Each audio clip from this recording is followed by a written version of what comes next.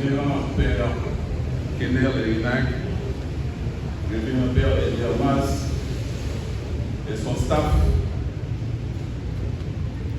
Monsieur le délégué départemental de la cadence, Monsieur le commissaire du gouvernement de la cadence, Monsieur le doyen, Mesdames les directrices départementaux, Messieurs les directeurs départementaux des services déconcentrés, Mesdames, Messieurs les membres de la municipalité de Jérémy, Monsieur le vice-délégué de l'arrondissement de Jérémy, Monsieur le directeur de l'OPC et tous les beaux mondes qui sont ici, membres de la chorale, policiers, policières, mes très chers collaborateurs.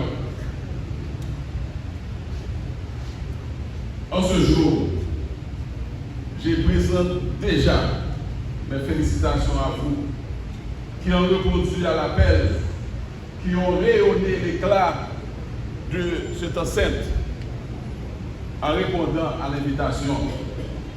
Parce que dans les passages de la Bible, à un festin programmé, on a invité tout le beau monde et malheureusement, ils ne se sont pas présentés.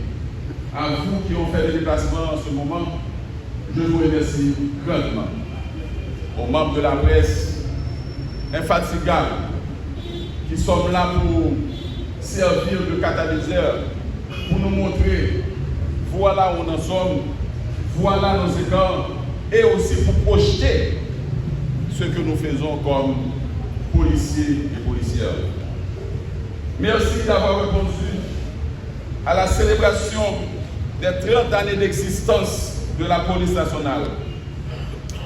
Mesdames, Messieurs, la date du 12 juin nous ramène à 30 ans de déploiement, 30 ans de service et d'engagement aux côtés de la population.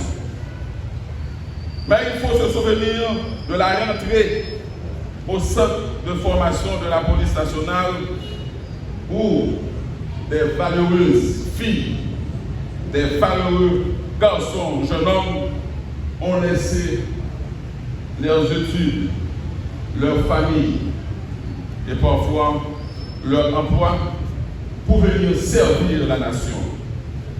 À cette époque, on surnommait cette promotion crème de la crème. À ceux qui ont tenu comme moi pendant ces 13 années et qui servent encore la nation, comme ici Joël Juste, Franz Gilles, mes camarades de promotion. La police nationale, par mon organe, vous présente les plus vives félicitations.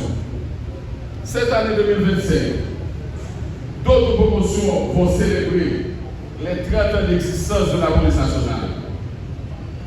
À ceux qui, en haut, a dû nous laisser pour aller vers d'autres horizons, mais jusqu'à date, gardent la PNH dans leur cœur, nous leur disons merci pour leur passage à la PNH et pour leur soutien qu'ils apportent encore à la PNH à cette époque